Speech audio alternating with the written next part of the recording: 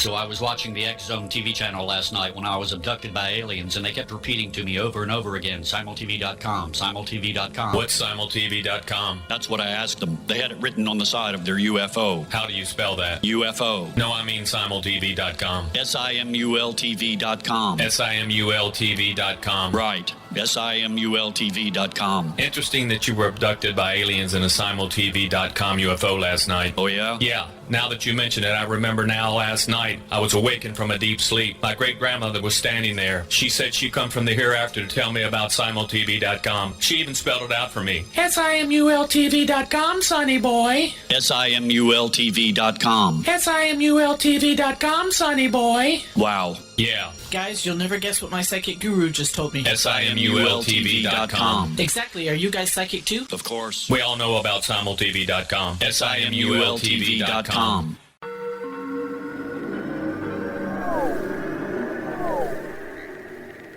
Roswell in the 21st century is a detailed re-examination of the Roswell UFO crash case. I have studied the evidence for more than 30 years, and I now put that evidence under a microscope in a cold case examination of the facts. These facts might not please everyone. They are based on my comprehensive investigation that took years to complete, but they do lead to the conclusion that whatever fell was not built on Earth.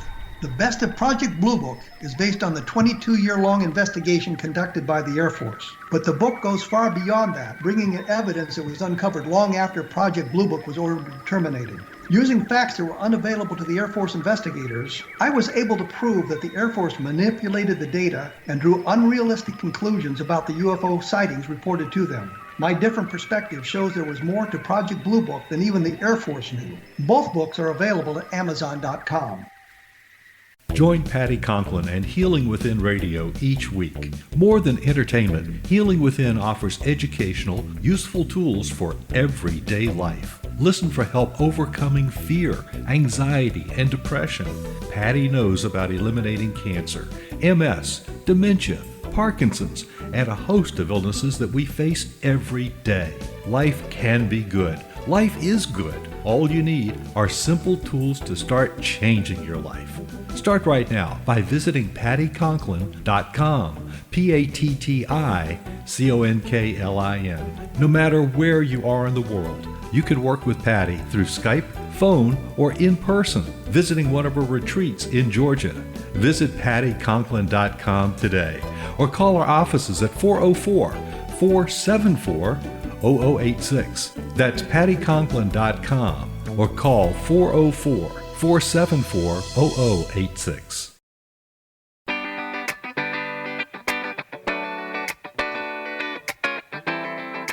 Welcome to the Connecting with Coincidence radio show with Dr. Bernie Beitman, MD, bringing together the world's synchronicity experts to help you use meaningful coincidences to develop spiritually, psychologically, and practically. For more information, put Connecting with Coincidence into your web browser to find the book, website, Psychology Today blog, YouTube channel, and Facebook page. And now, here is the host of the Connecting with Coincidence radio show, Dr. Bernie Beitman, MD. Welcome to Connecting with Coincidence. Yes, I am your host, Dr. Bernie Beitman, MD. And so glad you are with us, our loyal fans, with us once again. And that includes you, Dina. We are looking into all aspects of coincidences with people from around the world. Well, what is a coincidence? A coincidence is a remarkable concurrence of events without apparent causal connection. The key phrase here is without apparent causal connection. The purpose of the Connecting with Coincidence book and this radio show is to make coincidence stories part of everyday conversations. As storytelling accelerates, people will find more meaning in their lives, improve themselves psychologically and spiritually, and help in solving some of the many life mysteries. Also, sharing stories about coincidences connects people with each other and to their surroundings. So tell your friends and your relatives your coincidence stories.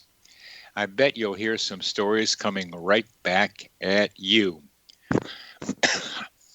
Our guest today is Josh Lane, who is the author of the best-selling book, Conscious Nature, The Art and Neuroscience of Meditating in Nature.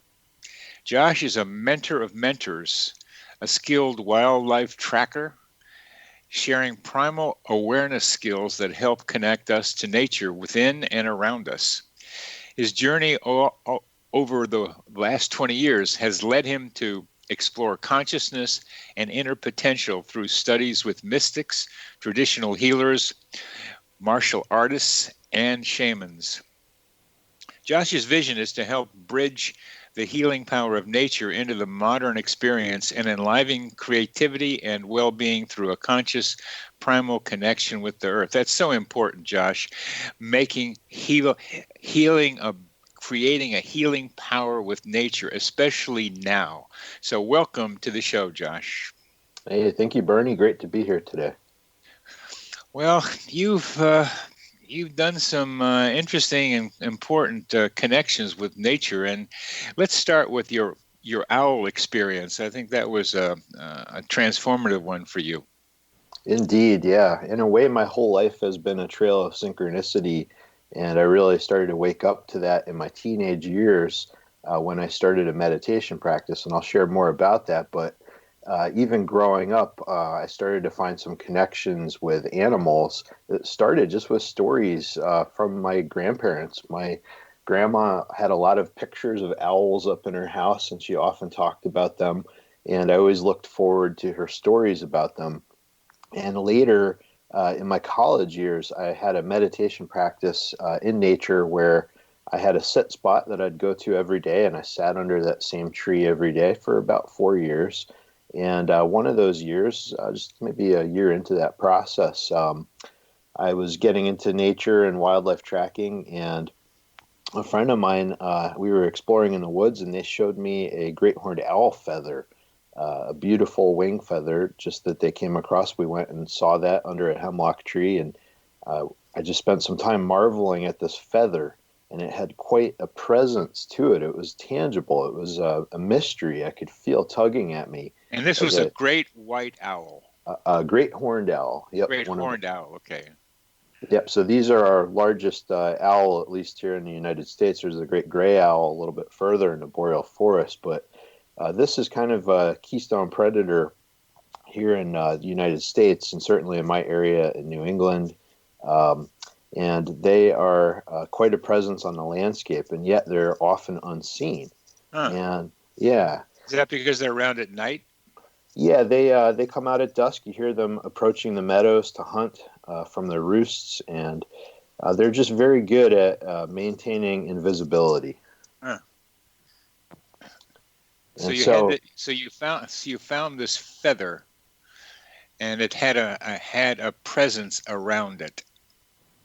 Indeed, it seemed to beckon me, like it was calling me on a journey. I certainly felt this longing to actually see the owl. You know, could I see one of these majestic beings? Could I have a close encounter, a meaningful encounter? Not just, maybe seeing one at a distance, or certainly I heard them often enough hooting away, but could I get really close to one?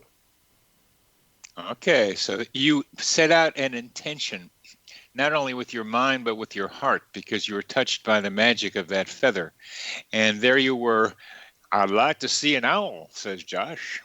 That's exactly it. The intention formed quite powerfully, and I started to follow up on it. I think sometimes we have an intention and, it goes by the wayside, but this one grew in power.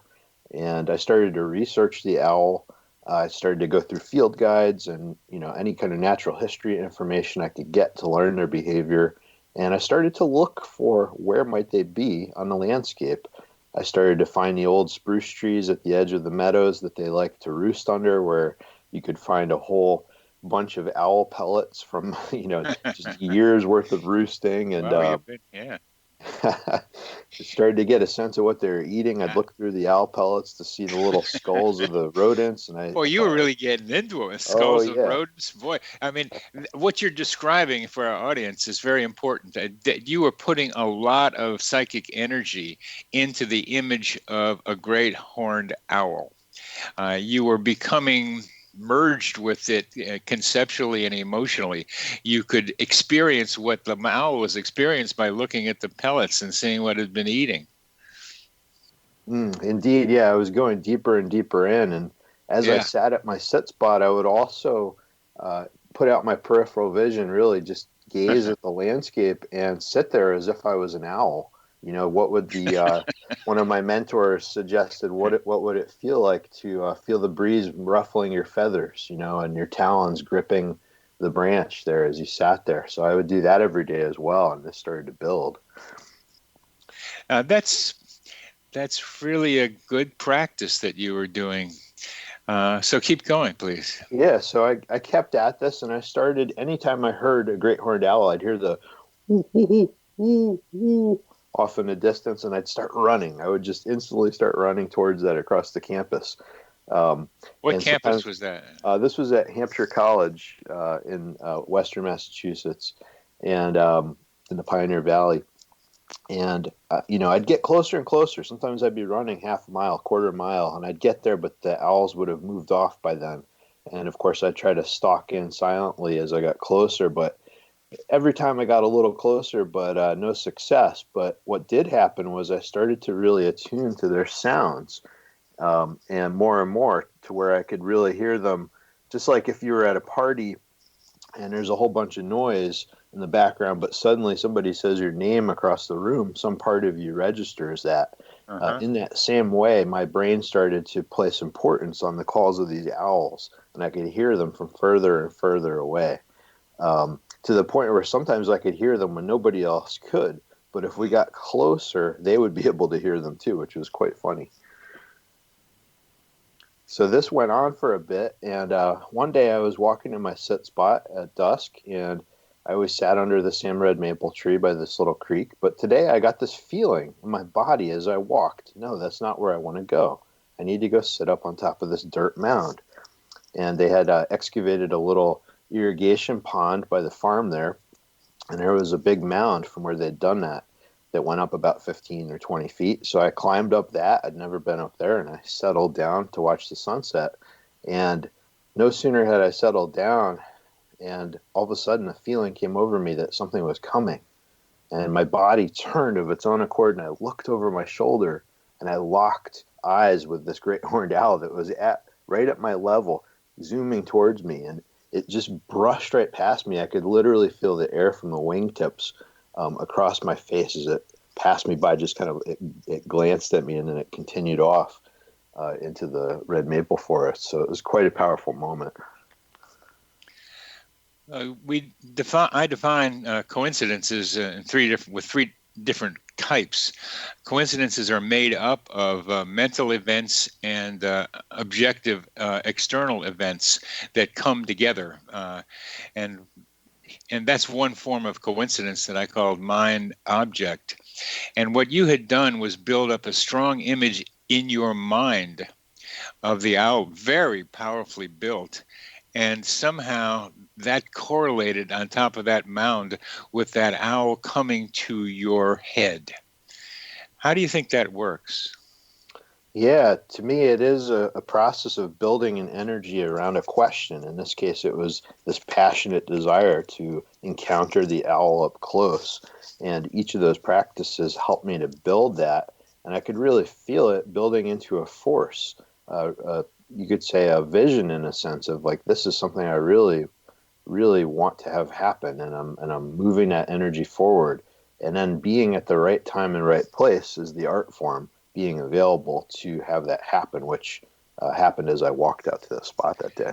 I call it human GPS, being in the right place at the right time.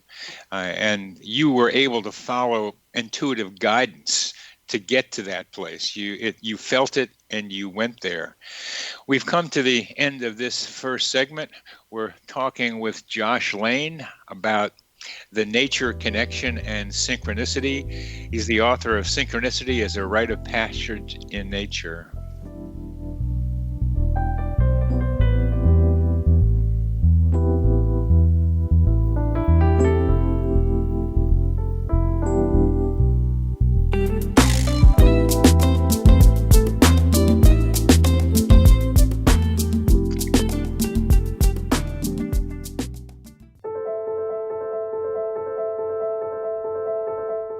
Are you looking for psychic services that empower as well as provide accurate information?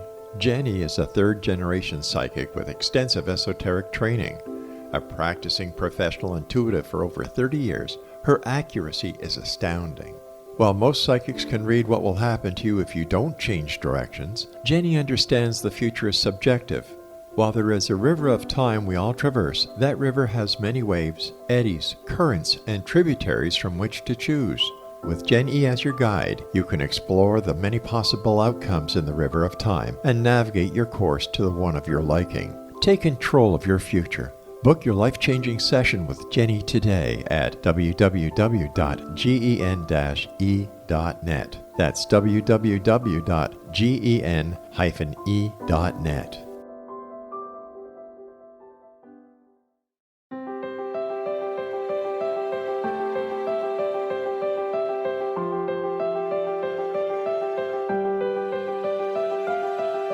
Mission Evolution is dedicated to the well-being of the planet and animals, as well as the evolution of humankind.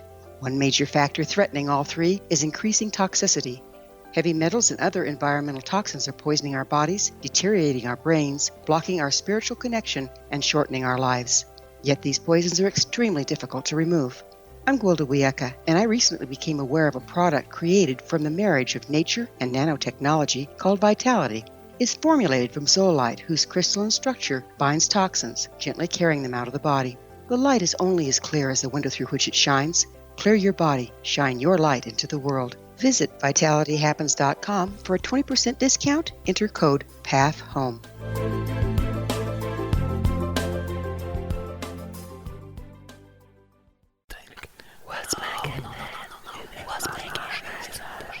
In the mid-1990s, I was approached by a young woman who believed she'd been abducted by alien creatures.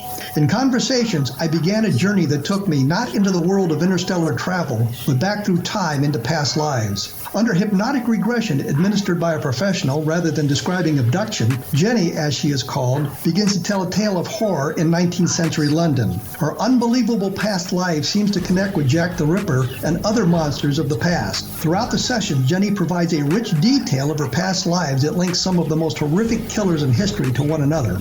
Using the resources of a university library in the pre-internet's day, I was able to verify some of Jenny's claims.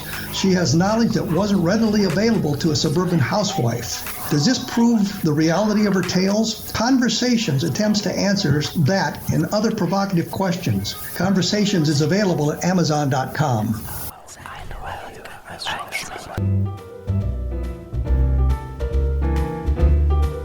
Welcome back to CC with me. I am your host, Dr. Bernie Beitman, MD, and we are talking with Josh Lane about conscious nature, the art and neuroscience of meditating in nature. I'm a kind of a neuroscientist. Where is the neuroscience in what you are describing, Josh? Yeah, well, just over years of being mentored in deep nature connection and wildlife tracking, and then mentoring others in this art, I started to see how people really created deep sensory connections with the landscape, with the animals, with their sense of place.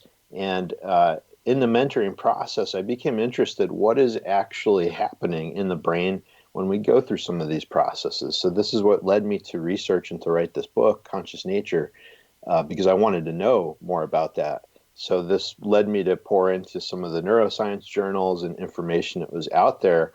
And I started to see how this ancient mentoring model of connecting people with the land really matches up with brain-based learning and with modern insights from neuroscience. One of the biggest ones that I see used in nature connection is this psychological process of priming. And the classic example of that is if you close your eyes and picture a red stop sign or a red apple really vividly, and then you open your eyes, look around the room, you might very quickly see something red. What we're doing is we're actually priming the sensory part of our visual cortex with that image, and then we're making it ready. We're kind of activating that so that when we look around us, it's already primed to connect with what's there. This is a classic role of the mentor in nature connection, to provide role modeling, to tell stories, and to ask questions that help people to prime themselves in that way so that their dendrites are literally reaching out for an answer. They're set and ready to connect with what the natural world has to offer. And that's well described, very well described. And how does that fit in to, say, somebody wanting to do something with nature? And I don't define the something. I'll let you do that. Sure, yeah. The classic pattern is somebody who's learning birding, for instance, right? And they've been, outside, say they've lived in their neighborhood for a while and they're just getting into birding, or they're learning a new bird.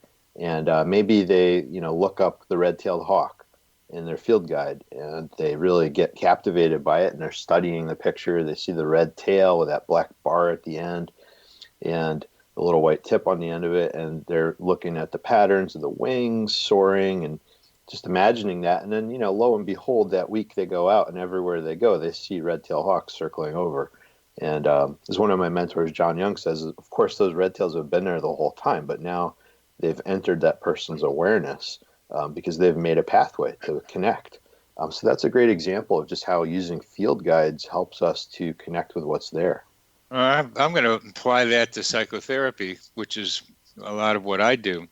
And there's priming for certain patterns in the therapist's mind that are partly based on personal experience and partly based on clinical experience and partly based on what you have as a personal problem. And so you're primed to see it in yourself.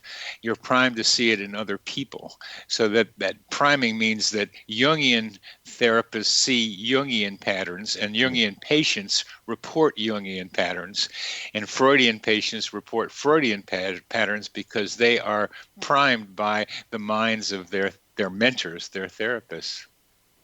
Yes. So in this way, we see the double-edged sword of priming, where it helps us have a framework for an experience. Like when I saw that owl feather, it primed me, to be excited about connecting with that owl and that they were there. And my research further primed that, and my meditations further primed that. But the thing is, as that double-edged sword, sometimes that blinds us to other possibilities of what might be there. So I often recommend to balance that or temper that with something similar to the beginner's mind practice in Zen, which would be what I call kind of being the sponge. So it's simple sponge meditation in nature would be to just plop yourself down somewhere and act as if you don't know anything about that place, even if you do or you don't.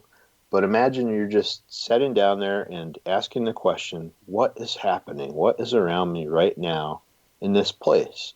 And to simply let your senses extend out. Maybe they start close by, start sensing and looking right around you at the patterns, and then let your eyes rove further out, let your ears expand out to the sounds, let your body feel the feelings and smell the scents there, and just soak it in. And this is a way to counteract that aspect of priming that narrows us down so that we balance that with a bigger view. Very nice, very nice. There's a forest near my house in Charlottesville that I've been going to regularly now for maybe 10 years.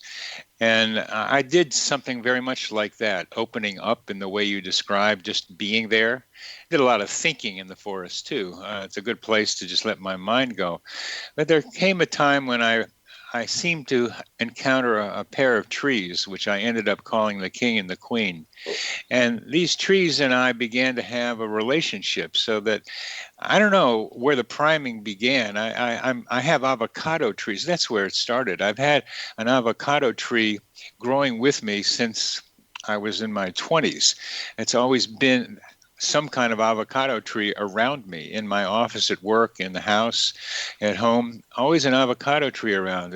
And sometimes I had to replace them because I was moving, and sometimes they didn't make it. So I had another one. And I grew them from a seed. Each one of them, I was there putting them in the water and watching them get going. And so I was primed with trees for many years. And I'm just realizing this talking to you so that I was ready to connect with trees, it would seem. So this pair of trees and I began having a kind of communication. And this is the level that I want to be asking you about. It's one thing to be recognizing the horned owl, the great horned owl. It's another thing to be communicating with these entities out there, because you talk about conscious nature. Nature is conscious, and these beings out there are quite conscious, and they are wanting to, some of them, and when they have enough food and are not doing too much, to connect with us, because I find them to be curious. The animals are curious, and they can sense when human beings are open to them and maybe even tuned to the possibility of connecting with them.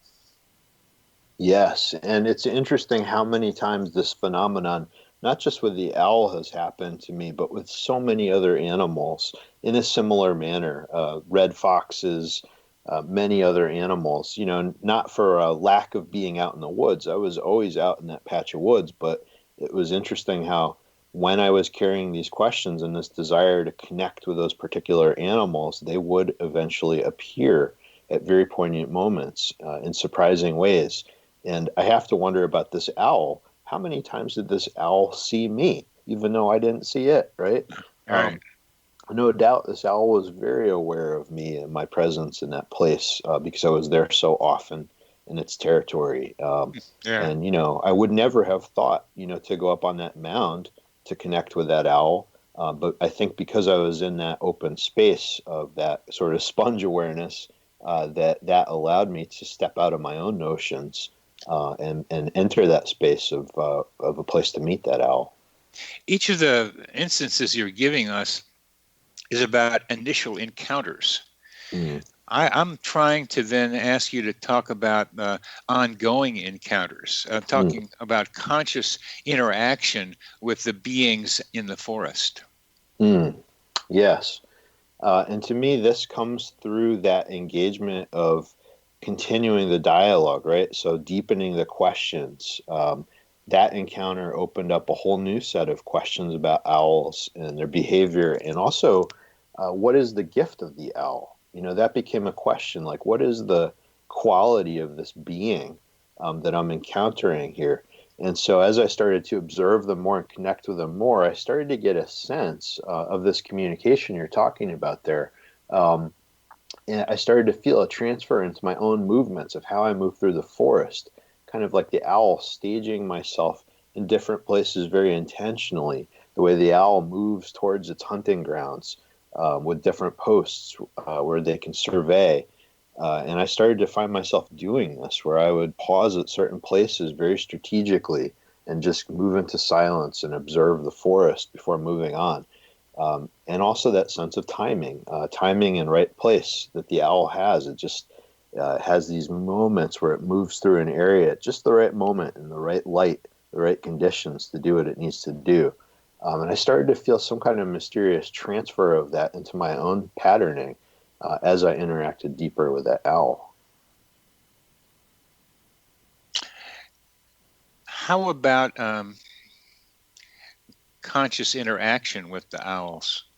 Well, I feel like in a way this is kind of getting at that, but in a sideways way. I'm talking about. Yeah, I can see that as kind of as a sideways, because you're kind of mimicking the owl's behavior, kind of tuning into what the owl does. Yes, exactly. Tuning into the pattern of being. Yes. There.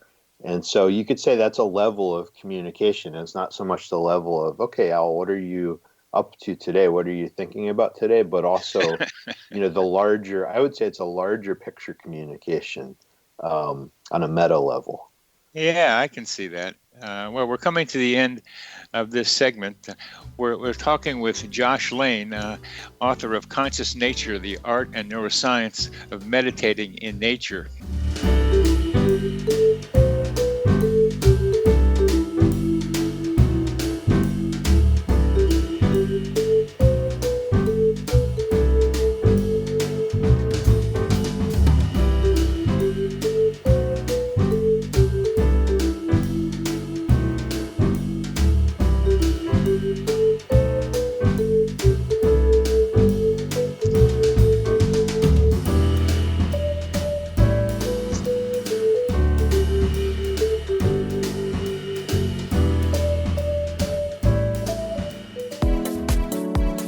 How would your life change if you could develop the business and personal skills that you need in order to make more money? Do you want to learn how to achieve your big life goals faster?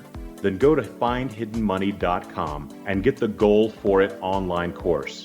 The course teaches you how you can set and achieve your biggest goals while completely overcoming the roadblocks to your goals so that you can realize your dreams and imagine more success. Go to findhiddenmoney.com. If you are looking for a safe, zero-calorie natural option to the harmful artificial sweeteners on the market today, Just Like Sugar is what you're looking for. Just Like Sugar is a wonderful natural alternative for those health-conscious people who choose a calorie-restricted diet with a great, pure, sweet flavor that tastes just like sugar. Just Like Sugar is a great natural option for people suffering from diabetes and may be useful in restricted diet programs where standard sugars are not allowed and does not cause a laxative effect of some other sweeteners. Just Like Sugar comprises a perfect blend of chicory root fiber, natural calcium, natural vitamin C, and Just Like Sugar's sweetness comes from the natural flavors from the peel of the orange. Just Like Sugar is a natural alternative to harmful artificial sweeteners and will change the way that you believe all natural sweetener products taste. Just Like Sugar is available at your local Whole Foods markets, Wild Oats markets, Henry's, Sun Harvest, and many other fine natural food stores in the U.S., Canada, and worldwide.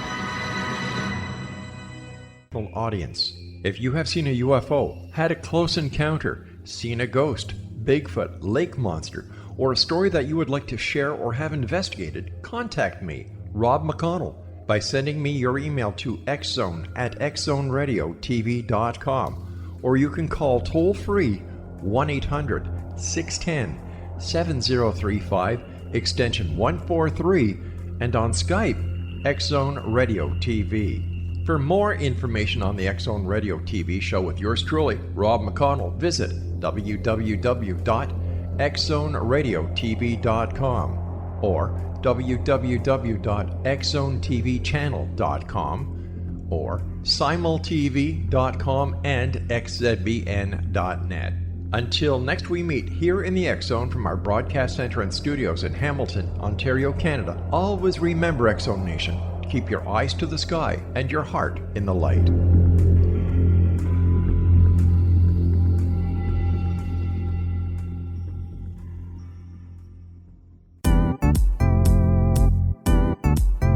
Memorable dynamic presentations are a not-so-secret weapon in the business world. Do you have a powerful message that must be shared, but you haven't found a way to deliver that message?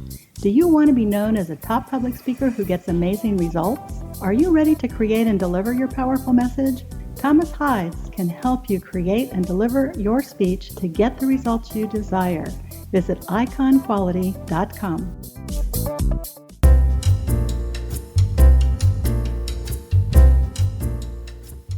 Welcome back to CC with BB. Yes, I am your host, Dr. Bernie Beitman, MD. This is Connecting with Coincidence. We are talking with Josh Lane about his ability to teach people to connect more with nature, which is certainly a very, very important thing for us to be able to recognize doing in this time of COVID-19. What I'm trying to see where I can meet you with, Josh, is this direct, conscious, telepathic communication with aspects of nature. Since I've experienced that when I go out to the forest in various ways. I dance with these trees. I have danced with these trees. They've introduced me to other trees that I had never seen, even though I was staring right at them. And through these two trees, I've become much more connected to the forest itself. And I had been before in it, but in a different way. So what you're doing is remarkably wonderful to get into the specific animals, the owls and others, and becoming like them, being empathic in your behavior with them. So I'm trying to see if there's where there's a connection between, what you were saying, okay, owl, what are you doing today? What's happening? I don't mean quite like that, but something like that, especially when the owl might have symbolic meaning to you. Yes. One area of overlap I see here is in the art of tracking. And I've encountered many elders from around the world in different tracking lineages who shared this story and the idea that because everything is energy, each animal has a specific frequency or energy. And as it lays down its trail, as it makes its tracks, it's leaving, you could say, a residue of that vibration in its tracks across the baseline of nature. And as we trail the animal, as we connect with it in these moments, we're absorbing or resonating with an aspect of that frequency. So we're entering the consciousness, you could say, a bit of that animal. Along with that, there's a wisdom. There's an understanding that animal has of how it survives and thrives in the world. That's its unique strategy. So each animal has something to teach us in that way that we can also apply in our lives. So, I touched on a few of those qualities of the owl, of being in the right time at the right place and surveying and moving through a place without causing disturbance. So those were a few of those resonances that I touched on. But, one thing I find that's helpful is to understand the baseline of a place or of an animal. What does it want to be doing? Like, what is this natural behavior? And then when we understand that, we start to understand the resonance of that. We start to also pick up on when is something off. Like, when is that animal not in its baseline? When is it being pushed or pulled from that for a reason? And so a communication starts to come through in that way. And one tangible example of this is I used to track the black-tailed deer a lot in California on the coastline. And deer spend most of their time walking. They're grazers, and they're going to work their way along an area very casually, pausing often to feed, and eventually laying down to chew their cud. And there was one little narrow strip of trail in this park where there was a drop-off on one side, and then the other side of it had a little 10-foot cliff right above it that was very steep. And it was, 30, 40-foot section of trail that constricted down to this point. And I noticed that the deer always trotted through this area. I'd always find their tracks trotting through. And as I tuned into their tracks, one day I got this image of a mountain lion, and this extreme feeling of concern came through me, like this impulse to move fast. And I found my own body trotting right through there as I was looking at those tracks in the corner of my eye. So I felt that was a communication from the deer through those tracks about why they move that way in that place, because it's very dangerous for them. So they want to get through there more quickly because there could be a lion on that perch overhead. So things like this start to happen. So you tune into the vibration of the animal in the place, and in that way pick up its intention and what it's really trying to be able to do. That is very, very cool, to be able to align yourself to the vibrational activity in various parts of the forest as laid down by the various animals. What about the owls being able to see things at night, to travel through the dark and make things happen? What do you learn from that? Yeah, well, I've certainly spent a lot of time moving at night on very dark nights. And one thing I've learned about owls is that their hearing is extremely acute, and they have their ears offset. One is a little bit higher than the other, so that they can really pinpoint sound in the darkness as well. And so a great practice that's helped me attune to that more is simply listening for the quietest sound. Going into a place, whether sitting in the dark or anywhere, just closing my eyes and just asking, okay, out of all the sounds right now, which one is the quietest or the furthest or the most subtle to perceive? And that starts to bring us more into that consciousness of the owl.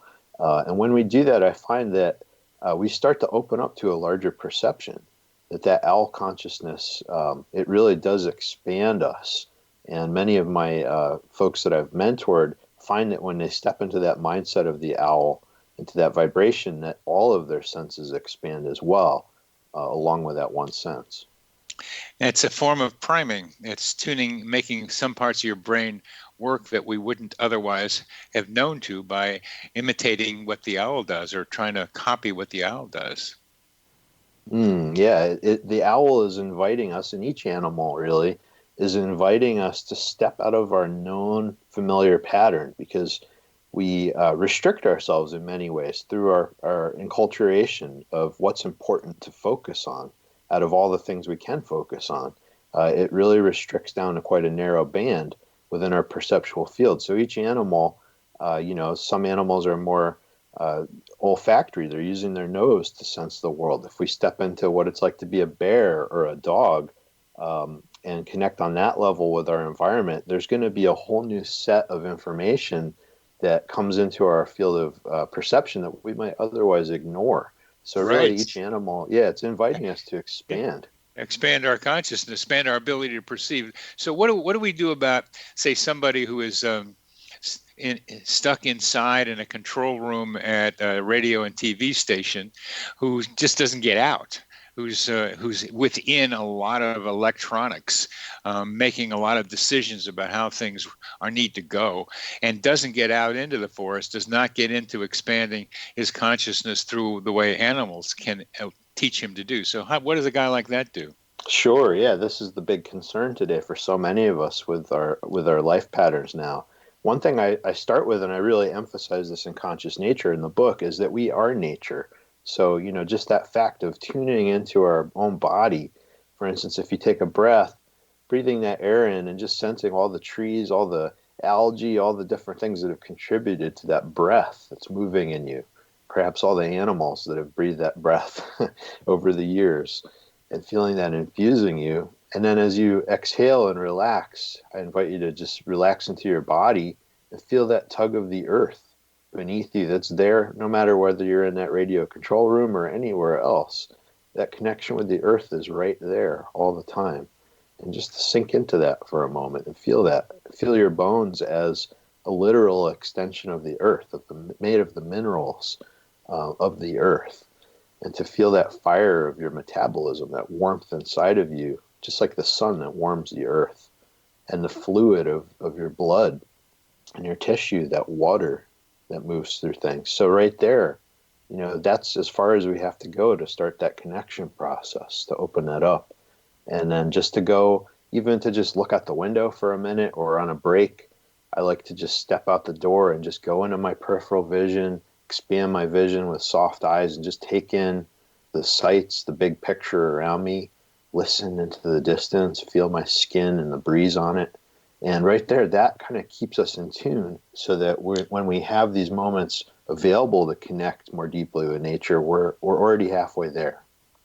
In these times, it may be possible to go outside. Some people can't, but can, to feel the breeze, to feel the inside, feel the blood coursing through your veins and your arteries, and try to imagine the earth beneath your feet, even if you're up 3-4 stories or higher.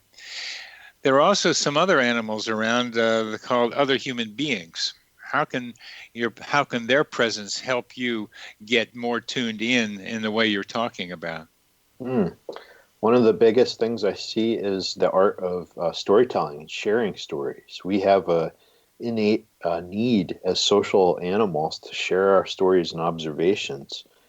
So any little thing that we see in the backyard or wherever we are, if we are able to take a walk in the park or down the street for a little bit, these are opportunities to harvest stories from nature, to keep our senses attuned and invite little moments of connection, whether it's a bird flying by or just feeling the breeze in our face and noting the direction it's coming from, or peering up at the stars at night or seeing the moon and what phase it's in. These are opportunities to connect, and these are opportunities for little stories we can share with the people in our lives and build a little routine of, what are we connecting with in nature? What are we noticing right now? And as we do that, we can bring that back with all of our sensory memory. We can, really see the moon that we saw, bring it back in our mind's eye. What phase was it in? And really bring back the feeling of the breeze. You have such a wonderful connection with nature, and you're able to bring it all back to nature. And the stories that you're describing are about stories about nature. And not everybody gets outlet the way you do and can sense nature in the detail you do. And we'll continue with that in our next segment. You're listening to Connecting with Coincidence. I'm your host, Dr. Bernie Beitman, MD. We're talking with Josh Lane.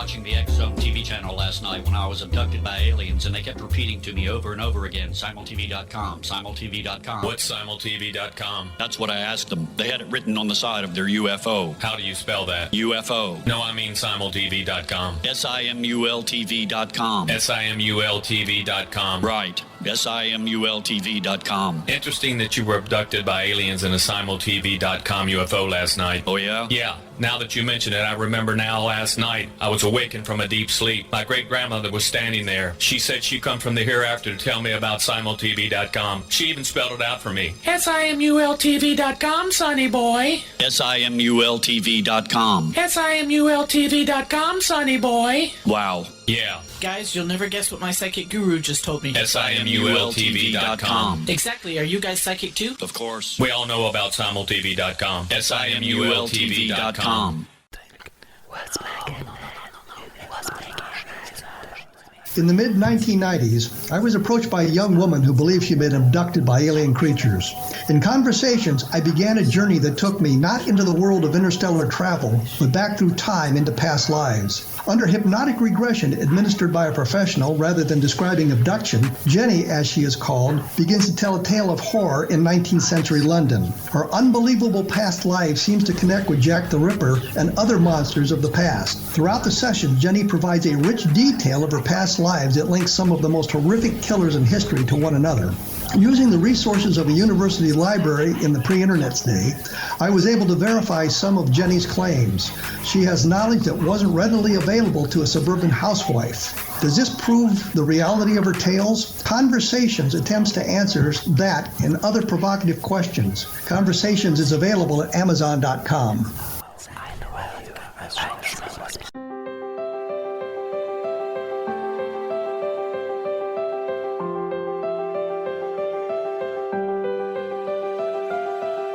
Mission Evolution is dedicated to the well-being of the planet and animals, as well as the evolution of humankind.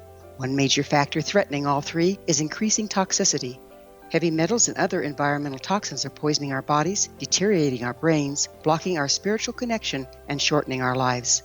Yet these poisons are extremely difficult to remove. I'm Gwilda Wiyaka, and I recently became aware of a product created from the marriage of nature and nanotechnology called Vitality. It's formulated from zoolite, whose crystalline structure binds toxins, gently carrying them out of the body.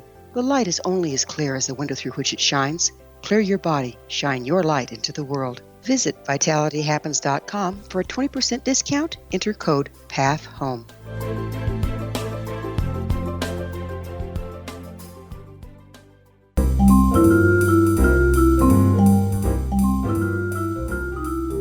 All right, welcome back to CC with BB. I am your host, Dr. Bernie Beitman, MD, and we are talking with Josh Lane, and we're getting out. We've been getting out in nature. We've been tracking owls and other animals, and it's so important to remember that animals leave energy signatures. Each animal has a kind of signature that is its own, its specific animal, but also the type of animal it is. And that means us human beings are doing the same thing. We each have energy signatures as well, which we can pick up from each other. And that going out in nature can open us up to the possibility that we also are part of nature. Us human beings are part of nature. And each of us, yes, has a human being energy signature, but we also have one that's particularly our own. And I because I'm a therapist, Josh, I find it very important to recognize these energy similarities and differences with people. And because I like to dance, which I can't do anymore because of COVID-19 for now anyway, I like picking up energy from other people. Now, I've been criticized by Psychology Today, that I do a blog for, talking about interpersonal energy because it's not scientific enough. And I think it's so real, but how do we make those energy signatures real enough so that people who are stuck in materialistic science ways of thinking about it can see that we are energy creatures interacting with each other? I like to start on the level of mirror neurons, right? And this plays into nature connection. As we observe a bird or animal, we can start to get a sense of its mood. I mentioned understanding the baseline, like what does the deer want to be doing? And then when it's trotting, that's a break from that baseline. So it's telling us something about its state. And we can pick that up as we read the tracks. We can feel that in our body and learn to do that with our mirror neuron system. And of course, this plays in with the people in our lives. We know, if we know somebody well, we know how they usually are. And we can probably tell very quickly within a second or two in an interaction if somebody's off of their usual baseline. So this is a great practice, just extending that to those around us, tracking, like when are people in their calm, relaxed space and what contributes to that. And maybe we can help support that. And also for ourselves too, when are we in our baseline where we feel our most comfortable and relaxed? And what are some little things we can do to bring into our life that helps us be in that more spacious aspect of our nature, which can be more challenging at these times, but that makes it all the more an important question. And how do we help each other do that? Mm-hmm. One way I see is if I walk into a room and I notice that my body suddenly changes in its feeling, sometimes I might notice that I'm picking up something from somebody else. Like, wow, that was a rapid shift in my state. I tune into that and I ask myself, am I feeling that anxiousness or is that somebody else? Am I picking that up? And if it's somebody else, I might talk with them and just ask them, how you doing? What's going on in your life? Is there anything I can do to support you right now? So that's one way. The other big one, and I talk about this in the book a lot more, is accessing that meditative state every day. That's the state that helps us. I certainly see it in my own life and those I work with. That state of the quiet mind, that state of spaciousness of the owl. Getting into that state helps us connect outdoors, but it helps us connect with ourselves and with the people around us to be more empathic to those energetic states. So a big one would be finding a practice that allows you to get into the quiet mind every day, just for a few minutes, which could be simply listening for the quietest sound, simply stopping, listening to your breath, feeling your breath, and listening to the space around you, to the little sounds in the room, or to the sounds in the rooms beyond you or outside the window, and just attuning to that. And this starts to create a spaciousness inside of us that gives us the room to tune into those energetic signatures in the first place. So that would be a big one, would be a meditation practice of some kind. Yeah. Much of what you've talked about is about the person, about the self, I'll say, the individual. Maybe picking up stuff from the environment, picking up energy from the environment, picking up patterns from the environment. What I'm looking for now is the way in which your experiences, your observations, your beautifully articulated experiences can help people connect with each other more, which is so necessary in this time that I recognize more and more people are recognize that we share a consciousness. We are not just individual islands experiencing what's around us, but we are part of a greater pool of consciousness and energy of which all of us connect and are part of and draw from. We can take a lesson from the owl here and directly apply this.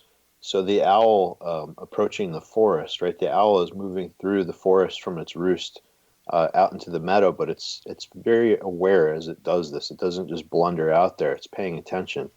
It's checking out the vibe.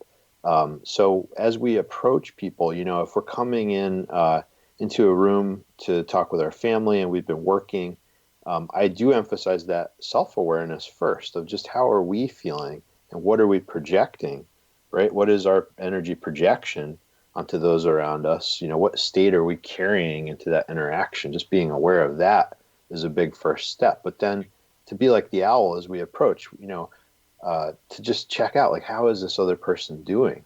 To carry that question and to not project everything forward, but to be in a state of balance where we're sensing from them and we're sensing from us. And we're then able to feel that interaction in between us and dance with that more effectively.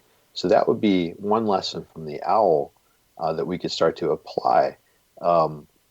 And then in that, there's that potential of sharing the stories and maybe cultivating a story sharing practice for the people in our lives every day, picking a moment to really bring full awareness to something and practice deep listening on one side, but then practice the art of telling the story with all of our senses on the other side. So the two together are creating a full interaction that has meaning. And then asking some questions of each other, too, of those stories. Yeah, I want to emphasize the storytelling part of this, because at the top of the show, I talked about the purpose of the Coincidence Project, as I'm calling it, is to encourage people to tell their coincidence, their synchronicity stories. And that doesn't mean just those, but it means a lot of those, because they happen with people fairly regularly. It's clear from personal experience, but my research as well, is that a lot of people experience coincidences. And if you start telling people stories about coincidences, you're going to hear stories back from them. And that's something about stories that we're both emphasizing here help bond people. I don't know how that works, but it works. Yeah, in a way, we're getting back to the priming part, right? We're priming ourselves to be aware of synchronicity, to appreciate it more through stories this way. But there's also a phenomenon of resonance within the mind of the storyteller and of the listener, that the state that the storyteller is in is being found through different studies now to actually be mirrored in the state of the listener. So if we can bring back, even if we have a nature moment from 10 years ago, if we can bring that back powerfully through our story and re-experience the magic of that synchronicity, we actually literally invite that state back into our being, and we further invite that state for the listener to be able to access as well. That is well said, Josh. I hadn't thought about the neuroscience of that. And mirror neurons are one way to look at it. Whatever we mean by empathy is another, but energy sharing is another. Just even telling the story and imagining it, however it happens, let me say, floods the listener who might be open to it, to the energy patterns that the storyteller is speaking and imagining. And you're so right about, if you tell the story about something that's emotionally charged for you, you bring it back in your consciousness, and that conveys that experience much more fully because it's emotionally charged with good patterns that are clear from your experience into the other person. And they can identify with it and re-experience with you what you are re-experiencing. You could say, in a way, perhaps we're each a node of a larger synchronicity network. Like, for instance, you have the tree stories, right? And I have the owl stories. And when we share stories in a deep way and bring those moments back to life, in a sense, we're activating that entire synchronicity network that we're part of in a deep way. We're inviting the listener to share in that, to expand, and then they can do the same for us. You just have expanded for me my ability to think about the other animals in the forest, because I have been a tree guy. I have been a tree guy for a long time, I realized, and I've been a tree guy for 10 years with the ones in the forest. But there are other animals in there, and snakes. And run across some snakes hanging around on the path, sunning themselves during the summer and almost stepping on one. Oh, God, a rattlesnake it was. Glad I missed that guy. He was just having a good time warming himself up. So your stories have expanded for our listeners their ability to be able to go out into the forest and open themselves up to the energy tracks of other animals. So that's a wonderful contribution, Josh. Oh, well, thank you for the invitation to share and connect with everybody here today. Thank you. You're welcome. So let's encourage our people listening to tell each other those stories of coincidences and other experiences that connect you more with nature and with each other. You've been listening to Connecting with Coincidence on the X-Zone Broadcast Network. I'm your host, Dr. Bernie Beitman, MD. We've been speaking with Josh Lane, the author of Conscious Nature, the Art and Neuroscience of Meditating in Nature.